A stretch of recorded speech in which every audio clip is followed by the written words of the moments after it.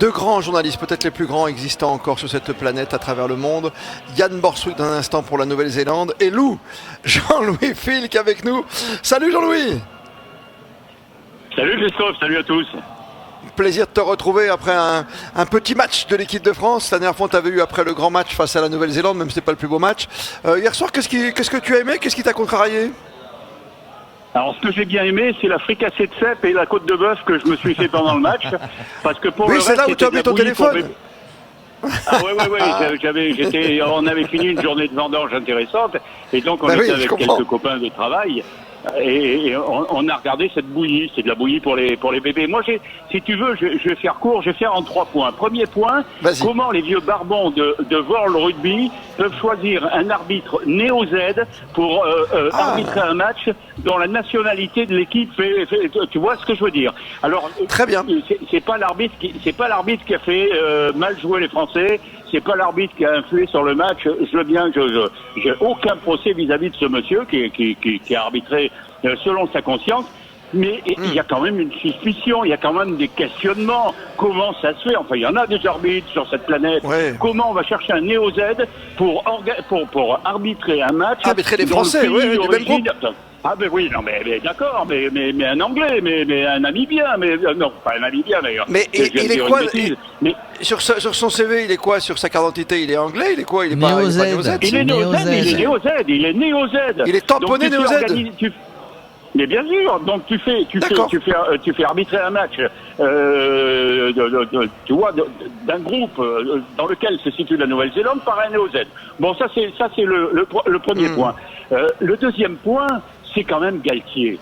Galtier, ce Mozart du rugby, que tout le monde encense depuis des mois et des mois, des années, qui fait des interviews plus creuses que le gouffre de Padirac.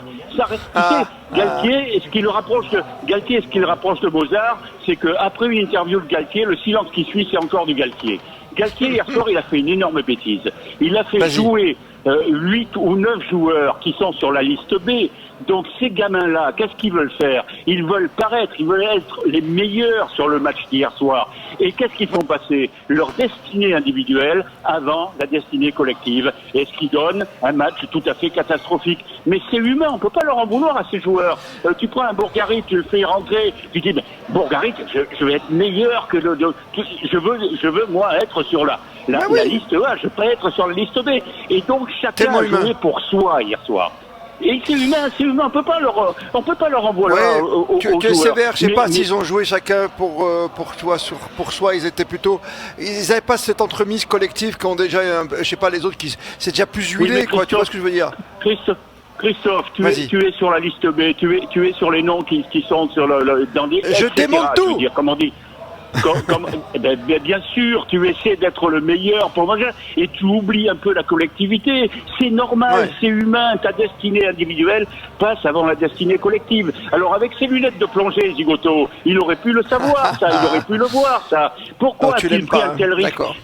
Mais non, c'est pas que je l'aime pas. Mais si, je le connais bien en plus, Galtier, on a travaillé ensemble, je sais pas si tu te souviens, il y a très longtemps, c'était au siècle dernier. Mais bon Dieu, tu fais rentrer 2-3 joueurs neufs pour la première mi-temps, et puis après, à la pause, tu vois comment ça se passe. Et si tu as des Uruguayens qui sont un point derrière toi, c'est-à-dire qui te mordent les fesses, et ben tu revois tes plans. Enfin, hier soir, il a fait du coaching d'amateur. Et puis la troisième chose que... Alors, mais rapidement, Jean-Louis, parce qu'autrement on arrive au coup d'envoi, si tu veux. Donc rapidement, s'il te plaît. Tu connais la radio? C'est Mésidon contre Vadimou hier soir. Et puis alors, je vais te dire un truc, et je conclue par là. Si on fait la même chose contre l'Italie, la pizza, on va la manger froide. Hein. Ça va faire, tu sais, ça va se conclure comme chez Poltrone et Sofa. Les Italiens, ils vont nous appeler, ils vont me dire, et voilà, et voilà. Et voilà. On n'en est pas encore là, hein, tu sais, on a encore un petit match à faire contre la Namibie, puis tu auras l'équipe type, je te rassure. Hein. Jean-Louis contre l'Italie avant le grand quart de finale. Reste 2 secondes en ligne parce que, Étienne, on a une liaison avec quelqu'un que tu aimes bien, Jérôme que tu connais aussi. On va voir ce qu'il pense de l'arbitre néo-zélandais pour arbitrer un match d'équipe de France. Je sais pas si ce soir, si Alexis nous a confirmé l'arbitre, ça serait bien qu'il soit français l'arbitre finalement ce soir. Tu vois, ça aurait été bien. Je sais pas ce qu'en pense Jan Borswick qui nous rejoint, le plus grand des journalistes néo-zélandais avec nous en France. Bonsoir Yann, comment ça va? Oui, bonsoir Christophe, bonsoir tout le monde, très bien, merci. Vous comprenez le petit coup de gueule de Jean-Louis Fielk par rapport à l'arbitrage? Le fait d'avoir un arbitre hier soir néo-zélandais, pour nous, les Français? Oh, non, enfin oui, on s'en sort jamais parce qu'on s'en sort jamais si on raisonne comme ça.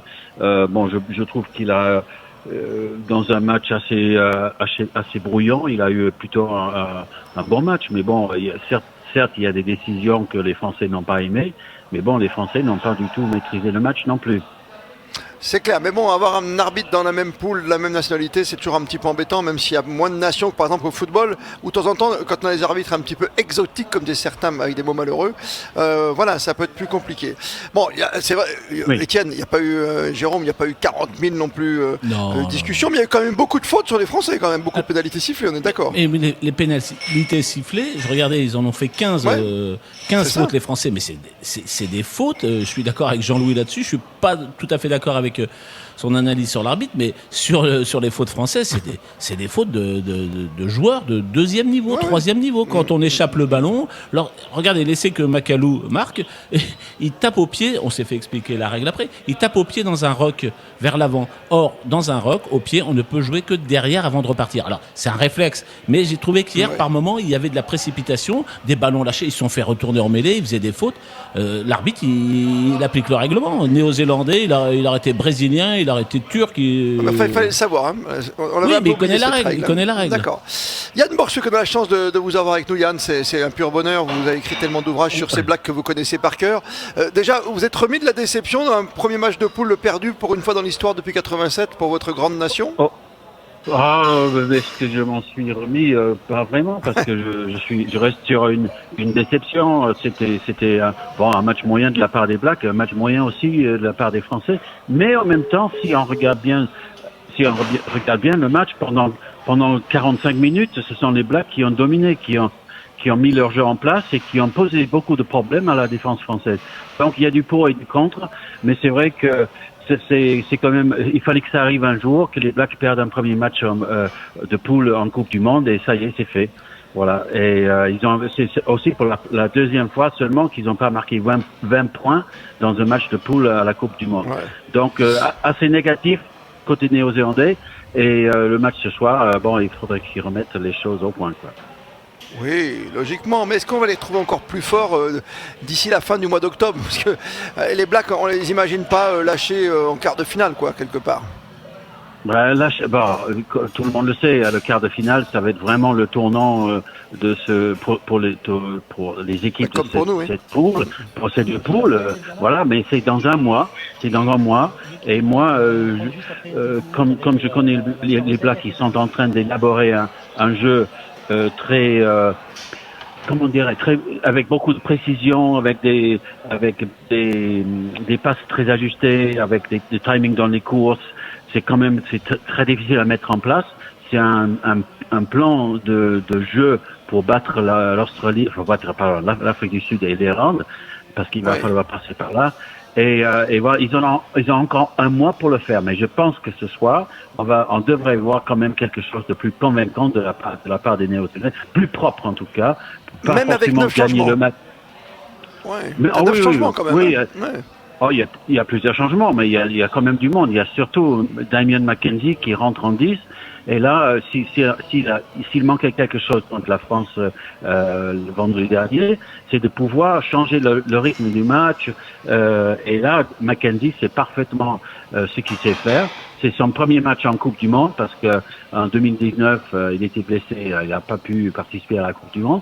Donc pour lui, c'est un grand moment. Et un grand moment aussi, évidemment, pour le deuxième ligne, Sam Whitelock, qui arrive au même total de sélections que Richie McCaw, c'est-à-dire 148 sélections ce soir. Pas mal. Yann Borswick avec nous ce soir en duplex du Dubiban.